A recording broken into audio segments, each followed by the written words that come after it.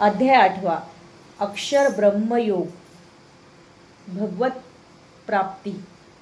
अर्जुनने विचारले, हे पुरुषोत्तम, हे भगवन, ब्रह्म म्हणजे काय, आत्मा म्हणजे काय, सकाम कर्म म्हणजे काय, ही भौतिक सृष्टी म्हणजे काय आणि देवता कोण आहेत, हे कृपया मला सांगा. हे मधुसूदन, यज्ञाच्या अधिपती कोण आहे आणि या देहामध्ये तो कसा निवास करतो आणि भक्तीमध्ये युक्त झालेल्या मृत्यूसमयी तुम्हाला कसे जाणू शकतो. श्री भगवान म्हणाले, अविनाशी दिव्य जीवाला ब्रह्म म्हणले जाते आणि त्याचा नित्य स्वभावाला अध्यात्म असे म्हणतात.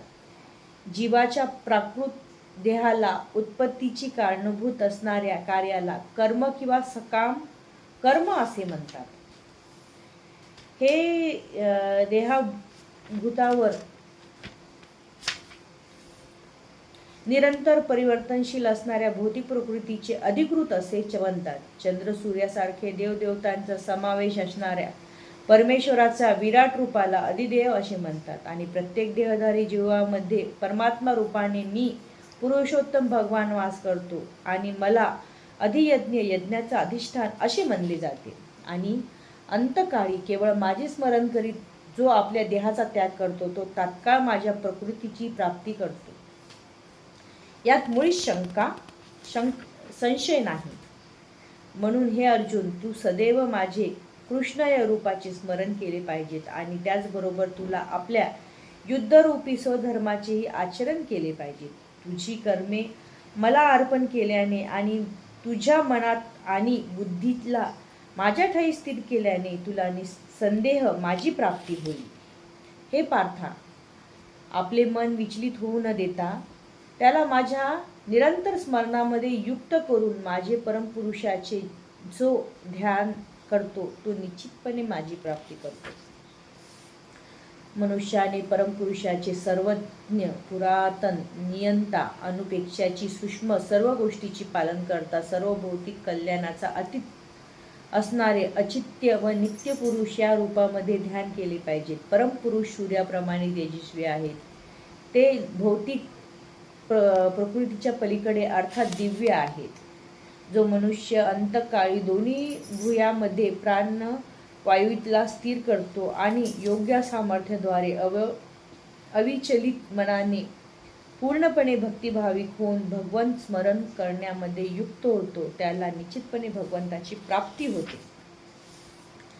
जे ओंकाराचे उच्चार करतात आणि जे संन्यासाश्रमी महर्षी आहेत ते ब्रह्मामध्ये प्रवेश करतात, अशा सिद्धीची इच्छा करणारे ब्रह्मचर्य व्रताचे आचरण करतात. ज्या योगी मनुष्य मुक्त होऊन त्या विधीचे संक्षिप्त वर्णन आता मी तुला सांगतो.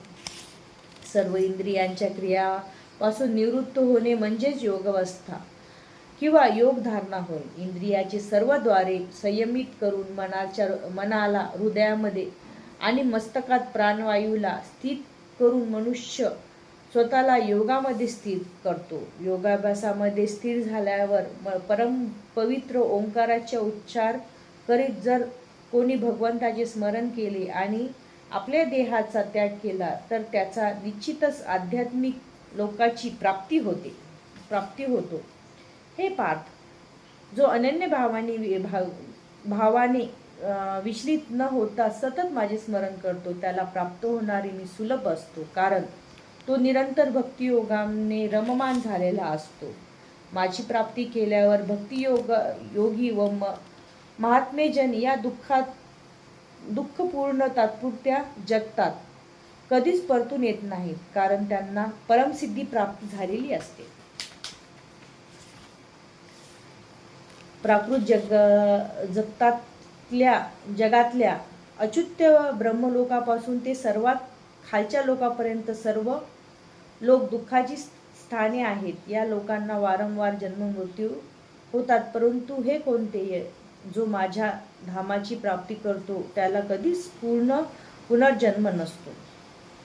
मानवी गणनेनुसार 1,000 चतुर्युगे म्हणजे ब्रह्मदेवाचा एक दिवस होतो आणि अशाच हजारो चतुर्युगाची ब्रह्मदेवाची एक रात्र असते.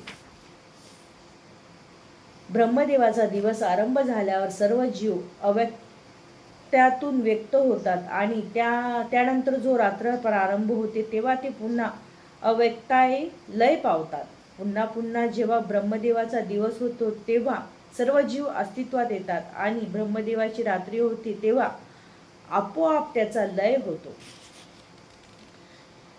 याहून अन्य एक अव्यक्त प्रकृती आहे जी या व्यक्त व अव्यक्त जड पदार्थाची पलीकडे आणि सनातन आहे. ती परा आणि अविनाशी आहे. संपूर्ण जगाची जरी प्रलय झाला तरी ती प्रकृती नष्ट होत नाही. वेदांती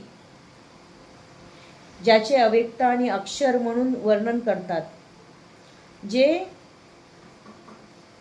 परम लक्ष्य म्हणून जाणले जाते, ज्या स्थानाची प्राप्ती झाल्यावर मनुष्य पुन्हा कधीच परतून येत नाही, तेच माझे परमधाम होय.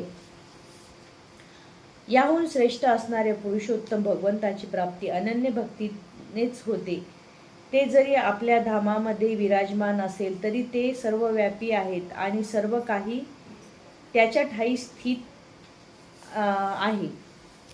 हे परमश्रेष्ठा, हे भरतश्रेष्ठा, आता ज्या वेगवेगळ्या काळी योग्याने या जगतातून प्रयाण केले असतात तो परतून येतो अथवा येत नाही याची मी तुला वर्णन करतो.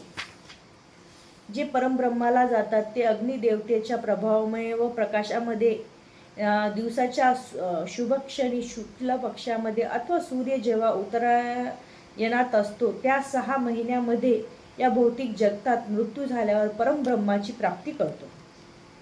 दूर रात्र कृष्ण पक्ष व दक्षिणायनामध्ये जो कोणी मरण पावतो तो चंद्र लोकाची प्राप्ती करतो, परंतु तो पुन्हा परत येतो. वैदिक मतानुसार प्रकाशमय व अंधकारमय असे या जगातून प्रयाण करणारे 2 मार्ग आहे. जेव्हा मनुष्य प्रकाशमय मार्गातून प्रयाण करतो तेव्हा तो परम येत नाही, परंतु जेव्हा अंधकारमय मार्गातून प्रयाण करतो तेव्हा तो परत येतो.